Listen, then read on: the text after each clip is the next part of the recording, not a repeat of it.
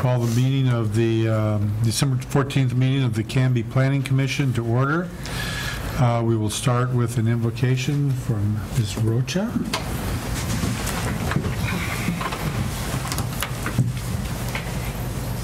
Father, may our efforts be blessed with insight, guided by understanding and wisdom. We seek to serve with respect for all. May our faith give us strength to act honestly and well in all matters before us. In Jesus' name, amen. Amen.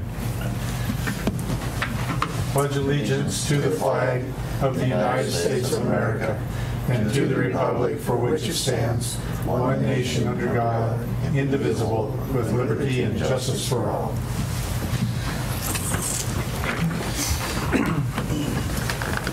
Alrighty.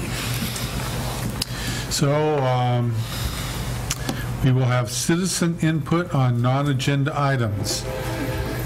So we have one gentleman in the audience. So do you have any input on non-agenda items? No. Okay. So I assume everybody's had an opportunity to read the minutes from the last meeting. And I'll entertain a motion to approve the minutes of the last meeting. Mr. Chair, I make a motion that we approve the minutes for November 23rd. Do I have a second? Mr. Chair, I'll second. Okay, it's been moved and seconded. We approve the minutes of the November 23rd meeting of the Planning Commission. All in favor say aye. Aye. Aye. Opposed? Okay. Okay, we are now going to consider a minor land partition application, MLP 15-03, Peter Hostetler. The applicant proposes to partition a parcel located at 483 South Redwood Street, creating a second parcel zoned M1 Light Industrial. So I will read the hearing script. The matter presently before the hearing body requires a public hearing. All interested persons in attendance shall be heard in the matter. If you wish to testify on this matter, please be prepared to step forward to the microphone at the appropriate time. State your name, mailing address, and interest in the matter. For those people other than the applicants that are interested in testifying as either proponents or opponents, please sign in on the sheet or speak up when we call for testimony. For longer presentations, proponents and opponents may buy time from one another. In so doing, those either in favor or opposed may allocate their time to a spokesperson who will represent the entire group. You may be limited by time for your presentation. Generally, the applicant will have a total of 15 minutes to speak. The proponents will be given 5 minutes each, the opponents will be given 5 minutes each, and those thought to be neutral on the matter will be given 5 minutes each. The applicant will then have 10 minutes for a rebuttal. All questions must be directed through the chair. Any evidence to be considered must be submitted to the hearing body for public access and to become a part of the record. All written testimony received both for and against prior to the hearing shall be summarized by staff and presented briefly to the hearing body during the staff report. Testimony and evidence must be directed toward the applicable review criteria contained as indicated in the staff report, the comprehensive plan, or the applicable land use regulations which the person believes to apply to the decision. Failure to raise an issue accompanied by statements or evidence sufficient to afford the decision maker and the parties an opportunity to respond to the issue may preclude appeal to the Land Use Board of Appeals based on that issue. Failure of the applicant to raise constitutional or other issues relating to proposed conditions of approval with sufficient specificity to allow the local government to respond to the issue may preclude an action for damages in circuit court. Everyone present is encouraged to testify, even if it is only to concur with previous testimony. At this time, I would ask that any member of the hearing body who has a conflict of interest please indicate the nature and extent of the conflict, whether you intend to participate in or abstain from the hearing, from hearing the present matter. Sure. We're good on that. Ex parte contact. Also, if any member of the hearing body has had any ex parte contact with anyone prior to this hearing, including a visit to the site, please declare the nature and extent of such contact at this time. Okay. Does any member of the audience have any questions for any commissioner regarding the conflict of interest or ex parte contact? No? Okay. So the public hearing will be conducted as follows. First, we'll have a staff report, and then questions, if any, by us. We will then open the hearing to public testimony. The applicant, not more than 15 minutes. Proponents, not more than 5 minutes each. Opponents, not more than 5 minutes each. Neutral, not more than 5 minutes each. Rebuttal by applicant, not more than 10 minutes each. And then we will close public testimony. Then questions, if any, by the hearing body. We will then have discussion and deliberation by the hearing body, and no additional testimony will be allowed, and then a decision will be rendered. So, Brian. Thank you, Chair Savory, and welcome tonight. This request is located at the northwest corner of the intersection of Southeast Township and South Redwood Street. This shows you the parcel as a whole as it exists today. The lower portion of it has an existing building on it. And this is the proposal with a new proposed property line, not quite in the middle of it, resulting in the lower lot 1 with the existing building shown there in the middle of it, and the northern parcel existing vacant today, one being about 1.2 acres, and then the northern vacant lot to be created is 0.8 acres. This application, there's no additional development proposed at this time. It's simply a partition to create a separate sellable tract of land. This is a picture of it. I believe that's the existing driveway to the building on Lot 1 to the south, and then the new vacant parcel is to the north of that. We only received comments from the city engineer and Northwest Natural Gas. City engineer indicated that pretty much all the public improvements, side streets, improvements, sidewalks, and water and sewer are all available to this existing tract of property and to the new parcel. There will be a need for sewer and water laterals and such to be extended into the new vacant parcel once there's a development proposal, and that will be another application that would end up most likely coming before this body at that time. The staff did recommend approval of this minor partition with just there were 7 total conditions. So just kind of read through those real quick. The applicant will be responsible for determining if any existing utility services need to be relocated or not on the private properties. That's highly unlikely that that will be necessary since it is a vacant tract. Any work associated with future paved driveway access will take place in the future in accordance with the Public Works design standards.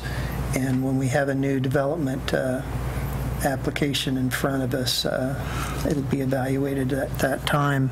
I might go back and just share with you that the applicant did take time to identify on this drawing where the existing driveway is on Lot 1 and where there's a location towards the north part of the new tract where a driveway could be located that meets all the driveway separation standards that are in our code. And we try to look at that so that we can take advantage of a shared driveway when we need to if they're not going to meet the separation standards on the application. This thing. utility easements that would need to serve parcel 1 and shall be shown on the recorded partition plat. I'm not sure if there actually are any, but we'll be double checking on that, and if so, this is just to make sure that one of the partition plat itself is the implementation tool that makes this happen should it be approved by the Planning Commission. And that recorded document should have the easement shown on it. The applicant does need to meet our street tree plan requirement for not only the vacant lot, but for the entire existing tract as it is today, both parcel lot 1 and lot 2. And that will involve developing a street tree plan so that street trees can be planted along the frontage of both the township and the Redwood Street frontage. And an easement will be needed to provide the planting of those trees likely to be on private property. The other conditions that I don't believe we put up here, I think that's it, in the staff survey are about things that the county surveyor will do in verifying monumentation when the plat is done. And if any new monuments have to be redone as part of the platting process, they'll take care of that in accordance with state statute. Are there any questions about this request? No, not at all. So we will hear from the applicant. Is that you? Yes. Yep. Please state your name and address. Peter Hostetler, 10060 South New Era Road, Canby, Oregon. It's really pretty straightforward. The only thing I was curious about, I understand the issue with the street trees and providing a plan and planting trees, that's no problem. But the need for an easement, it doesn't seem like, I don't know if there's any other properties along Redwood that actually have that easement. A lot of Redwood has already been developed in the, for the industrial part of that, the M1 zoning, and a lot of those developments don't have trees. Some of them do, but some of them don't.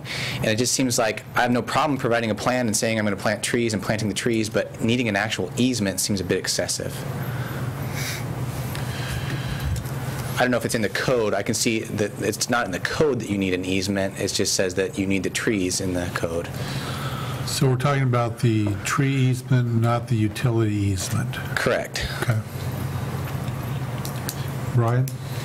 Yeah, the code does talk about providing 12-foot wide tree easements and the Planning Commission's ability to require that in order to give the city the authority, since the tree code requires the city to plant the trees, to go onto private property. And in this instance, we need to put them on private property because the sidewalks, to my knowledge, are curb tight, which means that the trees are likely to be on private property, not in a planter strip out in the public right-of-way. So I believe that's why it's set up the way it is here. Certainly if the tree can be planted within the right-of-way, we would do that without the easement, but otherwise we have no authority to go on private property to plant the street trees without the necessary easement. So what... Well, if you go down Redwood Street, you'll see areas where there's pavement all along on the private property. The pavement, I think, right next door to this, they have pavement all along the property line for over a couple hundred feet, I believe.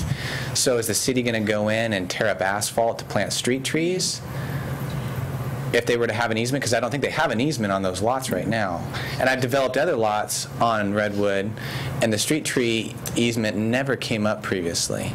And so I'm just wondering what's all of a sudden driving this. If the idea is to have a planning code to keep things looking similar, this seems like it's not something that's been done previously, and so now it's becoming something that's. Are you saying that this would be an anomaly in the neighborhood? It would be a bit of an anomaly in the neighborhood, yeah. Because if you go up and down, you'll see a lot of trees are beyond the 12 feet. They exist, but they're beyond the 12 feet. And so it seems like if it's already a standard that I'm supposed to plant the trees and give you a tree plan, it just seems excessive that you are going to have an easement as well. If it's not something that's up and down Redwood Street, you see it all the time. We build to current ordinance standards. This is a requirement within the code for today. We can't do anything about past development. I know in the past we've done that, allowed the builder to do a tree plan. Didn't we do that? Yes, and that's what we're actually proposing here is that currently by our implementation policy, which is just a policy, we're allowing them to develop a plan that specifies exactly where trees can actually go and only pay the fee for those that can be planted, rather than using the ordinance spacing standard, which usually results in paying for more trees than can actually be planted. So are the buildings along Redwood that he's referring to, were they older and built before this code existed? I think from what he's talking about adjacent properties, and this application does not pertain to any adjacent property. Right. We're talking about current ordinance standards on this property, and if the existing building was in a location where we couldn't plant a tree, then we wouldn't be planting one on Lot 1 where it's already developed. I'm not sure if that's the case here. I don't believe that the building's close enough that it would disrupt the potential for a tree even on township from being planted. All I'm saying, if the area is already largely developed, and that, why in this small parcel, why is there a need for easement if you're not going to go back retroactively on all the lots and require trees planted all up and down Redwood Street? So I mean, it would seem like the design of that would be inconsistent with the rest of the developed area. I don't disagree that it'd be nice if over time we'd had trees lining the entire street, but we don't have an opportunity to do that. We can only start where we're at and make improvements towards our overall goal when we can. I would assume that would happen as property is sold and then when the new owner comes in? Well, only if they have an application to Right. build or divide. That would be our only opportunity to get trees on any other property. I guess I'm having a hard time visualizing, what my visualization is that here's the street, and it's got some trees, some lots with trees and some without. Okay. Would that be typical? Would that be right? Of what is current conditions of Yeah. the properties along Redwood? Yeah. Yeah. And then we're asking you to put trees. I'm not have a problem with putting the trees in. I am having a problem with the actual legal easement. I don't have a problem putting the trees in. I don't have a problem giving you a plan, complying with the code. I'm thinking the easement's a bit excessive. When you go back to sell a property again, they always look at the easements. And so the more easements there are, the more problem you have in explaining the easements to people. And so, like I've said, is like, how many other properties along Redwood actually have this easement? Well, the question isn't so much along Redwood, but we've been requiring them on numerous partitions that have been before this body in the past couple of years. I do know that we made an exception in at least one where the property had already been developed on one parcel. And it was going to be redeveloped in the future. It had some old buildings on it and was considered developed, but it was going to redevelop in the future, and we figured there'd be another opportunity to get sidewalks and trees, and if I'm remembering right.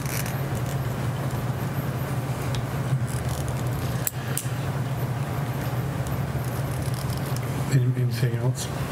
Yeah, just again, I have no problem meeting the code in regards to having trees. It's the easement that I have the problem with. Okay. Thank you very much. Any more questions for the gentleman? Okay. Thank you very much. Now, let's see, I'd call for rebuttal, or for the opponents, but there aren't any unless you're doing more than just observing back there. I have a question that might apply, and it'd be to Brian. Is that all right? Sure. We seem to have plenty of time. Is it accurate to state that on developments, the developer doesn't put in the trees, now it's the city that does that? That's correct.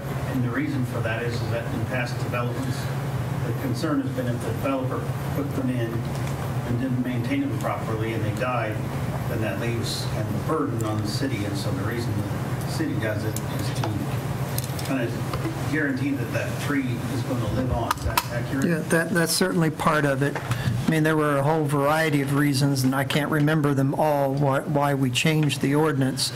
Part of it was making sure that the right tree got in the right location, and that wasn't happening as well with individual home builders that aren't tree planters doing the work. And we also needed that ability to maintain the tree and replace it when it dies. And again, when it's on private property, we have no authority without an easement to replace the tree without. If I could just add one more final thing. It seems like on the trees that were planted along Sequoia, you have like a 2-year watering plan. That's what those green bags are, right? To make Yes. sure the roots get really strong.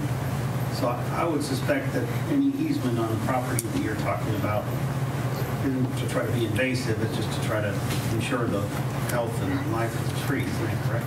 Right, and the tree easements, yeah, as Peter indicated, any easement, when you're trying to sell a property or anything like that, of course it goes through scrutiny. What is this and what's it for? But the street tree easement isn't. It's a single right to allow a tree to be planted and maintained for the benefit of the community as a whole as a street tree. And that idea in an ideal world would be that all street trees were in the public right-of-way. But the way right-of-way is done and can be, we keep it as narrow as possible today. It's not like the old downtown streets where we have plenty of right-of-way. We have plenty of room to plant the trees in the right-of-way.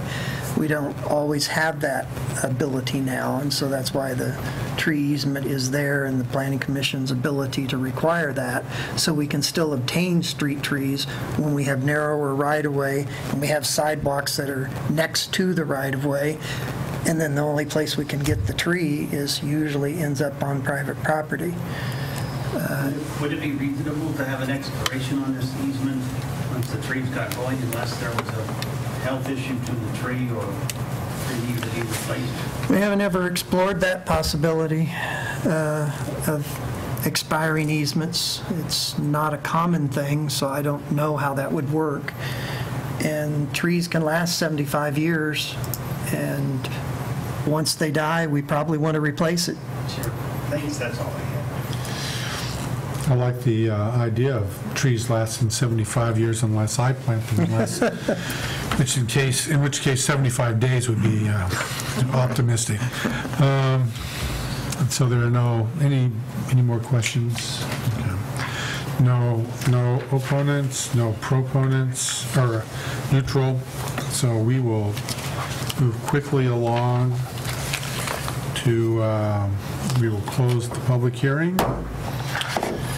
And so we will, unless there are any more questions of staff, we will move along to discussion, deliberation, and make a decision. So, do you have any thoughts on this so far? No. John? Well, I certainly share your concern about the easement, but I think, as Brian stated, that we have to go from this point forward. And if we're going to have standardization in the future, we've got to stay with what's in the code right now. Okay. All right. I agree with John. Chris? Okay. I would agree with that as well. So I will entertain a motion to approve Excuse me, I'm about ready to sneeze here. I will entertain a motion to approve the minor land partition MLP 15-03 for Peter Hostetler and for a parcel located at 483 South Redwood Street with the conditions as put out by staff, as written by staff. Mr. Chair, I'll make a motion to for the minor land partition application MLP 15-03 for Mr. Peter Hostetler. As written by staff. Do I hear a second? Second. All in favor, say aye. Aye. Opposed? Passes. Thank you very much. Items of interest from staff.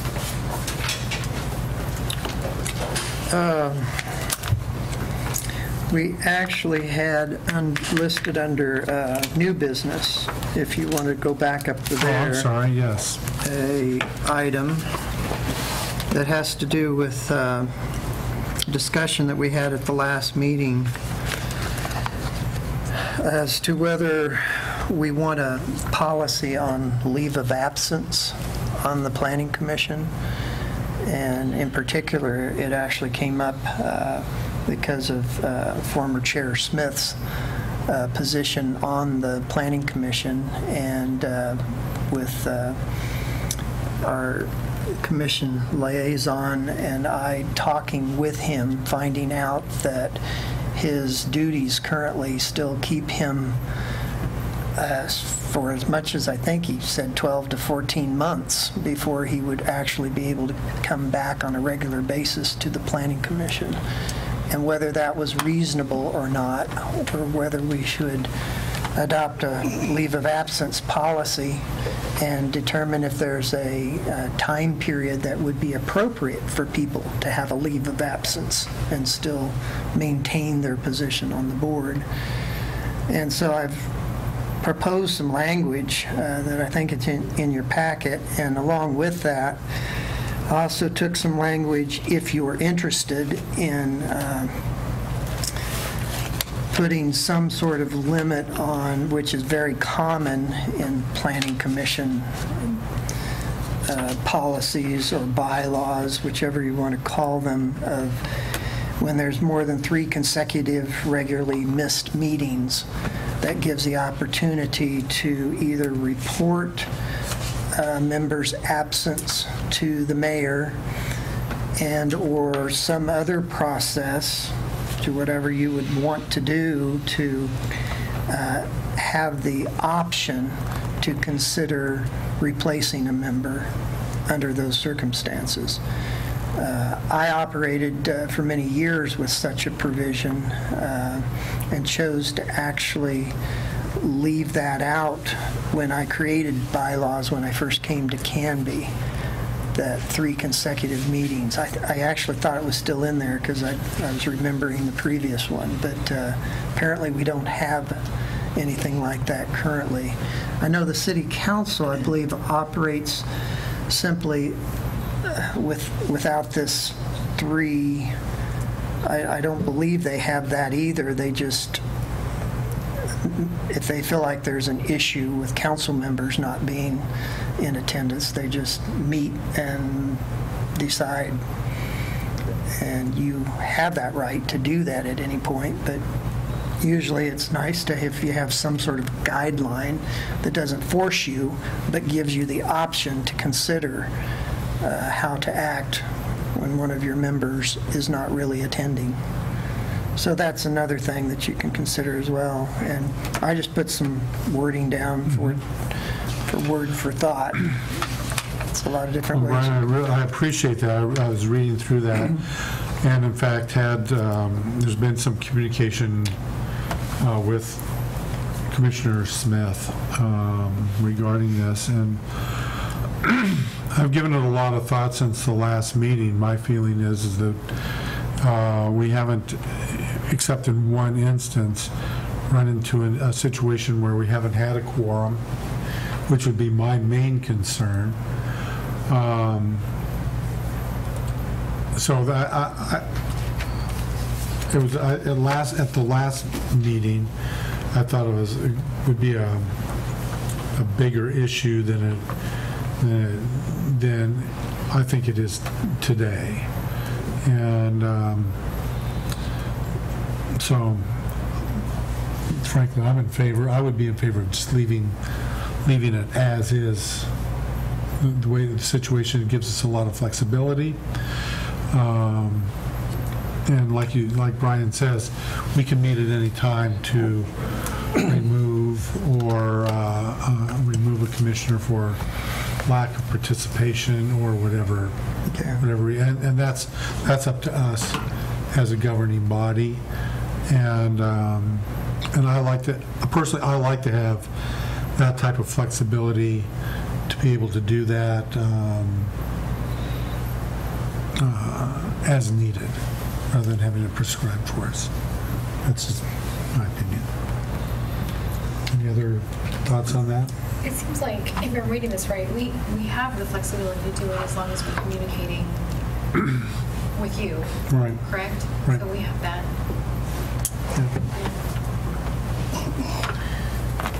Any thoughts, Larry? No, You good? got a life outside of this, but, You do? I mean, that doesn't count if we cancel the meeting, right? Right. Because we canceled quite a few the last couple of months, and then I was on vacation or on. Derek, any Yeah, thoughts? it's my second day, so I don't have too many thoughts on that, but, yeah, I mean, the big concern would be if you're missing meetings or, you know, you're not getting a quorum. Right. So if that happens a lot and folks are having to wait to get approvals, then I guess that's a major issue. Right.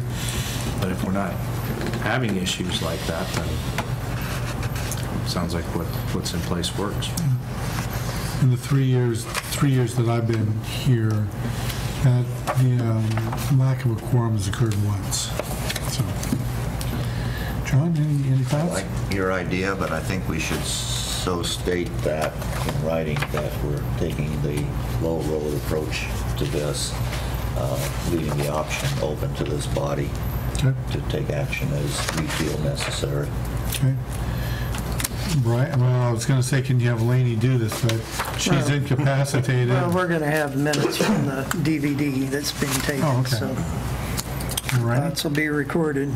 All right, then we'll get that done. Okay.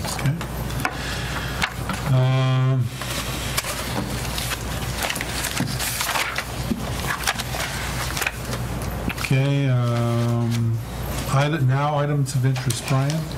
The only other thing was we were informally, before the meeting started, trying to take a poll whether we'll be available for the December 28th meeting, and it looks like 4 of us have kind of nodded that we can be here, so we'll plan a meeting for December 28th. Okay. Great.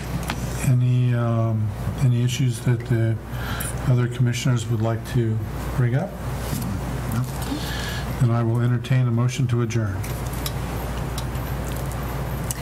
Mr. Chair, I'd like to make a motion to adjourn the meeting this evening. Can I have a second? I'll second that. All in favor, say aye. Aye. We are adjourned. Merry Christmas. Yeah.